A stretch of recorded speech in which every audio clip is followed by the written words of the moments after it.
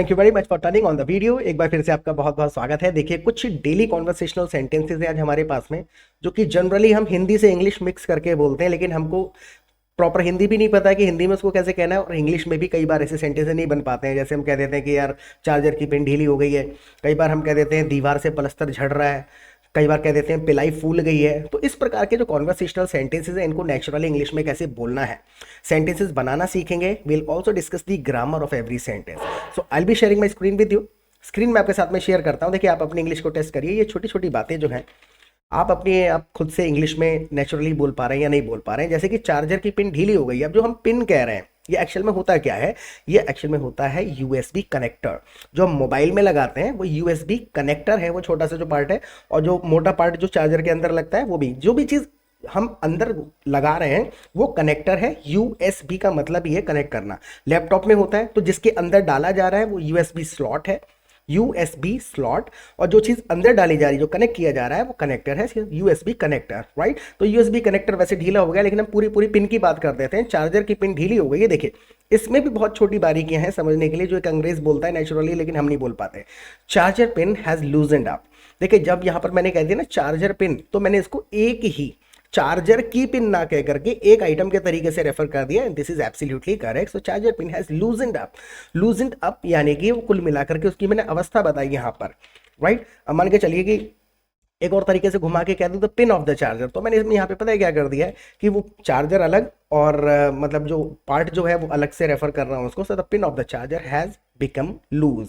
तो दोनों तरीके से कह सकते हैं, हो गई है, हो चुकी है, लूजेंड अप उसकी अवस्था बता दी, हैज बिकम लूज दोनों तरीके से कहा जा सकता है। जैसे कि दरवाजे की प्लाई फूल गई है। अब ये लकड़ी का दरवाजा है, ठीक है। दरवाजे की अगर प्लाई फूल गई है तो फूल जाने को ना, उस अवस्था को, इमेज को बनाएंगे तो खुद से आपको समझ में आएंगे words. The door's ply has swollen. Swollen वैसे तो होता है, इसको सूजने वगैरह के लिए भी इस्तेमाल कर लेते हैं, लेकिन वही उसकी कंडीशन होती है। So the door's ply has swollen, यानी कि फूल गई है, जो सीलन की वजह से फूल जाती है पानी की वजह से। या फिर ऐसे कह सकते हैं the door's ply has warped.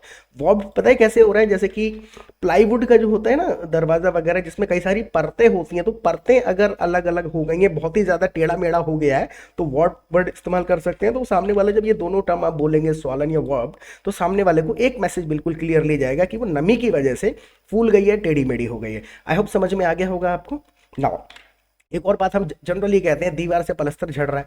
अभी कुछ ये नॉर्मल सेंटेंसेस हैं, फिर आगे हम कुछ कॉन्वर्सेशनल सेंटेंसेस भी बोलेंगे, उनका ग्रामर साथ के साथ समझेंगे। तो पूरा देखिएगा। थोड़ा सा मैंने सोचा कि यार नए नए सेंटेंसेस बना के देखना है। तो दीवार से अगर पलस्तर झड़ रहा है, अब नॉर्मल झड़ रहा है, लेकिन कहीं ना कहीं तो जा रहा है झड़ के, निकल रहा है, झड़ के नीचे गिर रहा है। मैं आपको बताता हूँ तीन चार तरीके से, अवस्था सही से बताएंगे फिर, राइट। जैसे आपने ये कह दिया the plaster is piling of the wall. Piling of the wall, पता है इसमें हमने क्या अवस्था, इमेज बन रही है माइंड में, किस प्रकार से झड़ रहा है? मतलब बिल्कुल भी टूट टूट के नहीं गिर रहा, नमी की वजह से जो पपड़ी जैसी छूट जाती है और वहीं चिपक के रह जाती है। पील करना ही मतलब होता है केले का छिलका उतारते हैं, तो उस प्रकार से छुट छुट के अगर वहीं रह जा रही है, तो पीलिंग ऑफ कह के आपने इंडिकेट कर दिया कि इस प्रकार से झड़ रहा है। मतलब ऐसा नहीं है कि पाउडर की तरह झड़ के गिर जा रहा है। आई होप समझ में आ गया होगा। तो plaster is piling of the wall. अब देखिए, यहाँ पे छोटी छोटी चीजें। ऑफ जब आपने कहा तो आप ये बता रहे हैं डिस्कनेक्ट हो रहा है कहां से? वॉल से। सो द प्लास्टर इज पीलिंग, यहां तक सेंटेंस अलग है, छुट रहा है ऑफ द वॉल, यानी डिस्कनेक्ट होके आ रहा है दीवार से। आई होप समझ आया होगा। दो तीन सेंटेंसेस और रिपीट करिए। जैसे ऐसे कह दीजिए the plaster is coming off the wall. यहां पर हमने उस प्रकार से छूटने की ना करके कमिंग ऑफ यानी कि बस जनरल ब्रॉड टर्म कह दिया हमने, लेकिन इसमें आगे वाले सेंटेंस में देखेंगे ऑफ द वॉल जैसे कह रहे हैं, तो हम यहाँ पे इंडिकेट ये कर रहे हैं कि दीवार से अलग हो रहा है। जैसे कि मैं कहूँ ही फेल ऑफ द टेबल, तो गिरा वो टेबल पर से। ऑफ जैसे मैंने कहा ऑफ द टेबल, तो वो टेबल से अलग हो गया। He fell off the table, right. और अगर मैं कह दूं he fell on the table, तो टेबल के ऊपर गिरा कहीं और से, right. So the plaster is coming off the wall, यानी कि वॉल से अलग होकर के कमिंग आउट भी कह सकते हैं, राइट। लेकिन यहां पर नहीं मजा आएगा, राइट। कम आउट का मतलब ही होता है कोई भी चीज आ रही है, जैसे कि मैं कहूँ लैपटॉप का यार एक बटन निकल गया यार, सो ए बटन केम आउट, राइट। एक और तरीके से इसी बात को बोल करके देखिए, प्लास्टर अगर झड़ रहा है तो आप कह सकते हैं plaster is falling of the wall. Falling of जब मैंने कह दिया तो आप सामने वाला देखिए मिक्स कर रहे जा रहे हैं वर्ड्स केवल, right. Piling of, coming of, falling of जब मैंने कह दिया तो यहाँ पे पूरा मैसेज चला गया कि भाई झड़ के नीचे जमीन पे गिर रहा है। आई होप समझ में आया होगा। तो ये छोटे छोटे एक्सप्रेशंस हैं। कहीं ऐसा होता है कहना कुछ और होता है, लेकिन हम बनावटी हिंदी का हिसाब से कुछ और बता देते हैं सामने वाले को। जैसे टंकी से पानी टपक रहा है, अब क्या हो रहा है कि टंकी से पानी टपक रहा है, दो तीन तरीके से कह सकते हैं, घुमा फिरा के आप कह दीजिए water is dripping from the tank. Drip टपक रहा है यानी बूंदे बूंदे अगर हो रही हैं तो ड्रिप हो रहा है, right. So water is dripping from the tank, आप ऐसे कह दीजिए तो water is leaking from the tank. Leak हो रहा है तो आपने कुल मिला करके ड्रिप करना नहीं बताया, इसमें भी फर्क है। देखिए ड्रिप हो रहा है तो ये समझ जाइए कि बूंद बूंद करके टपक रहा है, और लीक हो रहा है तो कहीं से जैसे होता है ना पाइप से सट के ही वो मतलब बूंदों जैसा नहीं निकल रहा होता, वो मतलब दिखता है कि पानी यार निकल के आ रहा है कहीं से, बस। तो जैसे ही आपने ड्रिप वर्ड यूज़ किया तो ऐसा लगेगा कि हाँ भाई वाकई बूंद बूंदे गिर रही है, बहुत ज़्यादा क्वांटिटी में नहीं। और लीक हो रहा है जैसे प्रेशर वाला पाइप जा रहा है और बूंदे नहीं है, इतने तेजी से बह रहा है, लीक हो रहा है कहीं से। इतना छोटा छोटा सा फर्क है समझाने का। So water is leaking from the tank, या फिर नॉर्मल कह दीजिए the tank is leaking water. Tank is leaking water यानी वाटर को टैंक लीक कर रहा है, ये स्ट्रक्चर देखने वाला था।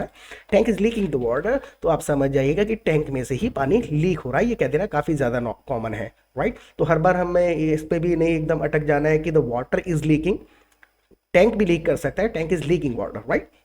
नाउ टैंक भर गया, पानी ऊपर से बह रहा है, अब मान के चलिए टैंक भर गया है। अब कहने को तो ट्रांसलेशन भी कर सकते हैं, लेकिन ऑल्टरनेटिव्स पता होने चाहिए, और ग्रामर साथ के साथ डिस्कस करेंगे जहां कॉम्प्लिकेटेड ग्रामर आती है। चार तरीके से इस बात को कह सकते हैं। टैंक भर गया, अब पानी ऊपर से बह रहा है, so the tank is full. बिल्कुल सिंपल सी चीज है, द टैंक इज फुल यानी कि भर गया। And now water is overflowing, overflow हो रहा है, नाउ वाटर इज ओवरफ्लोइंग। एक और तरीके से आप कह दीजिए the tank is full and water is spilling over. Overflowing जब है तो हमने थोड़ा सा नॉर्मली कह दिया, स्पिलिंग ओवर है ऊपर से बह करके, मतलब ओवर जब कह रहे हैं हम तो ओवर हो गया, ऊपर से जा रहा है कवर करते हुए। So the tank is full and the water is spilling over, तो हमने थोड़ा एक इंडिकेशन दिया, फैल रहा है इधर उधर, ऊपर से जा करके बह करके इधर उधर फैल रहा है। So the water is spilling over. I hope समझ में आ गया होगा।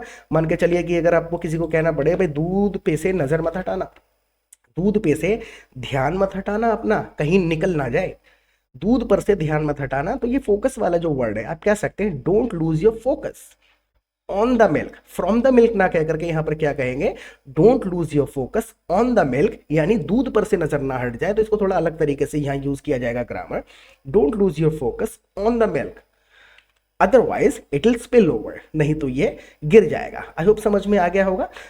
जैसे मैं किसी को कहूँ कि भाई पढ़ाई पे से अपना ध्यान मत हटाना, तो मैं कह दूंगा don't lose your focus on studies, from studies नहीं कहूंगा उस संदर्भ में।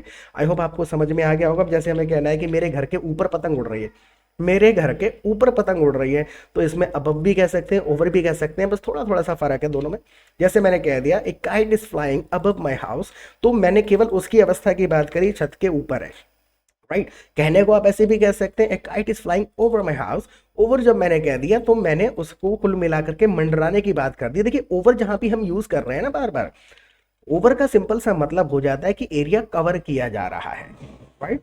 So the kite is flying over my house, kite is flying over my house जब मैंने कहा तो मैंने बस ये बता दिया कि केवल एक ही जगह पे स्थिर, ऊंचाई की बात नहीं कर रहा हूँ, मैं उस एरिया के कवर होने की भी बात कर रहा हूँ साथ के साथ। जैसे कि अब plane flew over my house, तो पूरा एरिया कवर कर दिया यहाँ से लेके वहां तक, तो ओवर का इस्तेमाल कर देते हैं। जैसे बस का हॉर्न बज रहा है, बस का हॉर्न बज रहा है, अब देखिए दो तीन तरीके से कह सकते हैं। एक तो नॉर्मल आप कह सकते हैं, एक तो नॉर्मल आपने कह दिया द बस हॉर्न इज ब्लेयरिंग।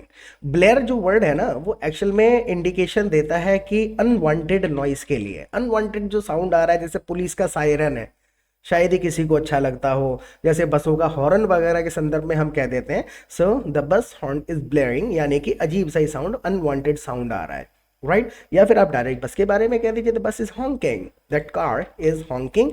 तो मतलब हॉन्क वर्ड कह देना, मतलब ब्लो हॉर्न भी कह सकते हैं कि don't blow horn, why are you blowing horn, वो एक बहुत लिटरल ट्रांसलेशन जैसा हो जाएगा। हॉन्क वर्ड कर देना काफ़ी ज़्यादा कॉमनली यूज होता है इंग्लिश में जब हम हॉर्न देने की बात करते हैं। जैसे कि मान के चलिए मैं किसी को कहूँ भाई क्यों हॉर्न बजा रहे हो, so why are you honking, right.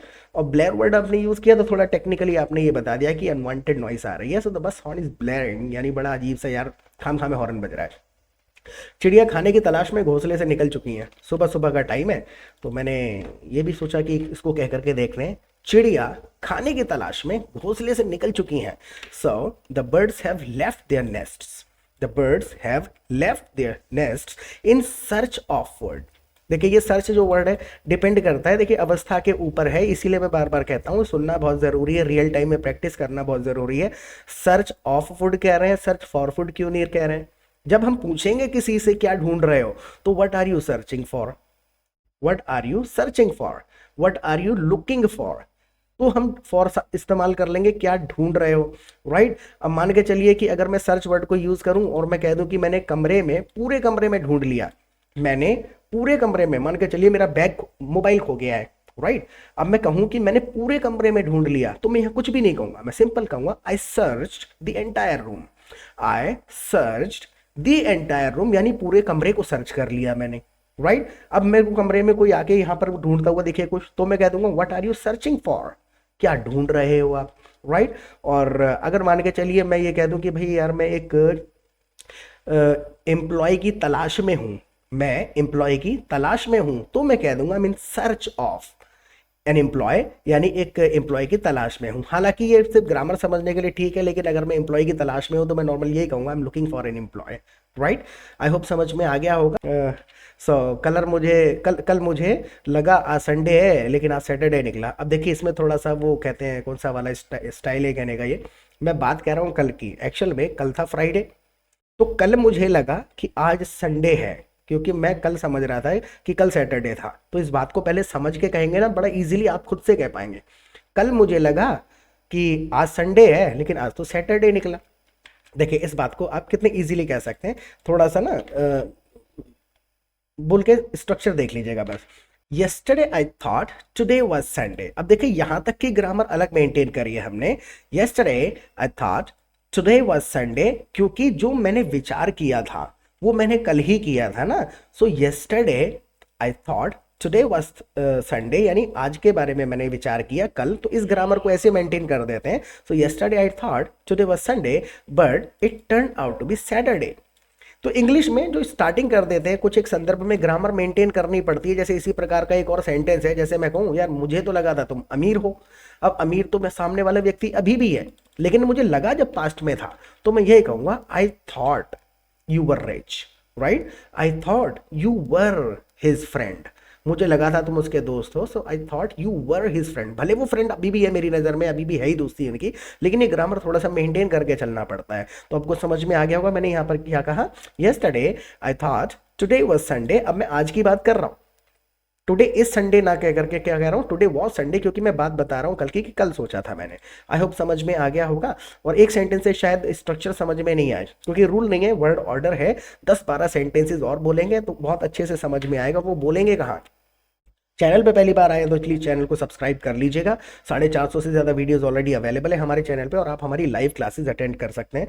Live classes का सबसे बड़ा फ़ायदा यही है कि हम आपको अपने पहले प्रैक्टिस ग्रुप में ज्वाइन कर लेंगे, जहां पर आप दूसरे पार्टिसिपेंट्स के साथ रियल टाइम में प्रैक्टिस कर पाएंगे। 100-150 लोग होते हैं एक ग्रुप में, पूरा दिन चैटिंग कर सकते हैं, फ़ोन पे बात कर सकते हैं। ग्रुप कॉल का ऑप्शन होता है, अपना अपना ग्रुप कॉल स्टार्ट करते हैं 4-5 लोग, और डिबेट होती रहती है वहाँ पर, कॉन्वर्सेशन होते रहते हैं। तो ये कॉन्वर्सेशनल सेंटेंसेस हमको समझ में आते हैं कि इन रोज़मर्रा की बातों को इंग्लिश में कैसे कहना है, क्या वोकेबलरी यूज़ होगी, क्या वर्ड ऑर्डर रहेगा, राइट। तो वहाँ पे पूरा दिन आप प्रैक्टिस कर सकते हैं, और उसके बाद में दिन में 2 बार हमारी क्लासेस होती हैं, एक बार दोपहर को, एक बार शाम को। तो ड्यूरिंग द कॉन्वर्सेशन कोई कंफ्यूजन होता है, ग्रामर समझ नहीं आई, किसी ने कोई सेंटेंस बोला समझ नहीं आया, तो पूरा दिन वहाँ से भी सपोर्ट मिलता रहता है। किसी ने अनजान अचानक से कोई एक फ्रेज बोल दिया तो आप टोक के पूछ सकते हैं, बिकॉज लर्निंग ग्रुप है। पूछे कि भाई आपने ये कहाँ सुना, कहाँ से सीखा, क्या मतलब है इसका।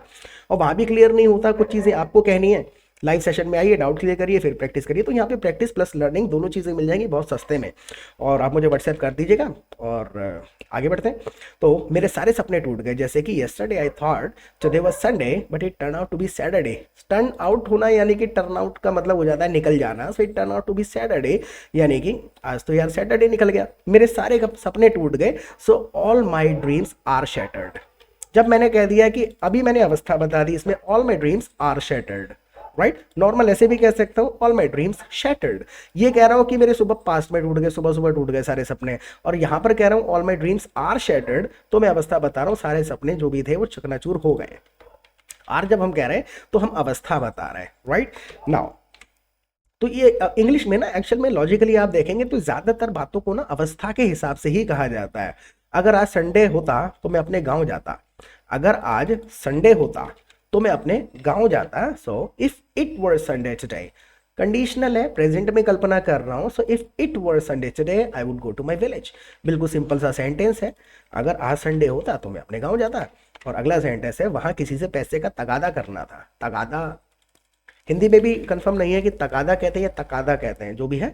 सो वहाँ किसी से पैसे का तगादा करना था, तो ये एक इडियोमेटिक हिंदी का वर्ड एक सेंटेंस है। आप बोल करके देखिए, पहले टेस्ट करिए, वहाँ मुझे किसी से तगादा करना था, राइट। देखिए, कोशिश करा करें पहले अपने शब्दों में कहने का। So I had to ask someone there, I had to ask someone there to repay the money I lent them, जो मैंने उनको उधार दिए थे। ये मैंने सेंटेंस ट्रांसलेट कर दिया है, right. So I had to ask someone there to repay the money I lent them, जो मैंने उनको उधार दे रखे हैं उसके बारे में मुझे कहना था, पैसे दे दो।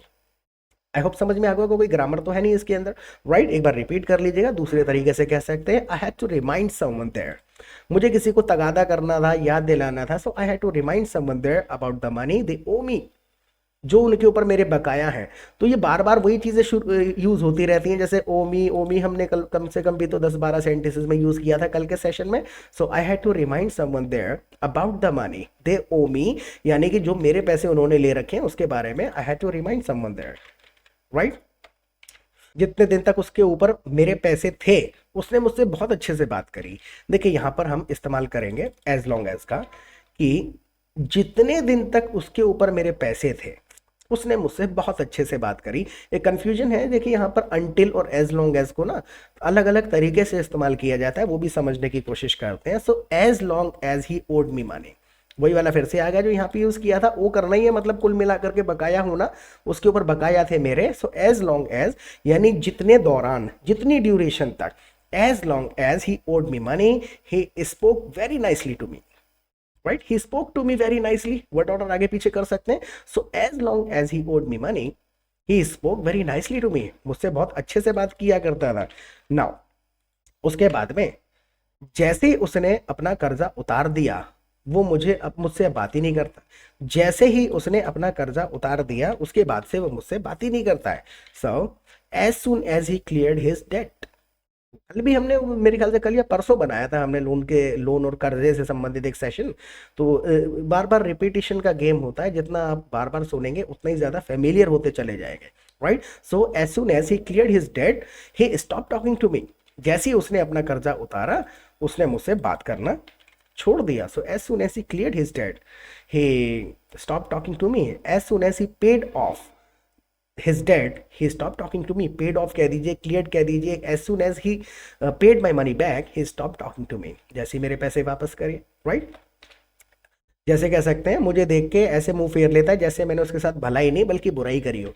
मुझे देखकर ऐसे मुंह फेर लेता है जैसे मैंने उसके साथ भलाई नहीं बल्कि बुराई करी हो। बहुत इंपॉर्टेंट एक चीज़ है इसमें समझने वाली, and this is the last sentence, आखिरी सेंटेंस है।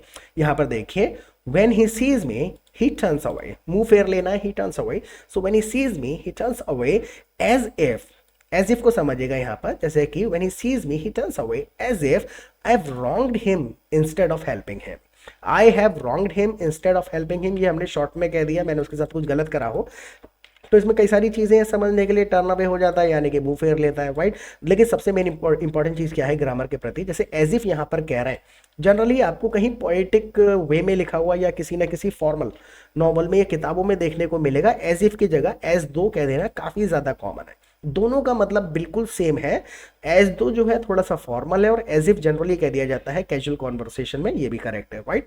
सो whenever he sees me he turns away, मुझे देख करके मुंह फेर लेता है, as though I have done something wrong to him instead of helping him.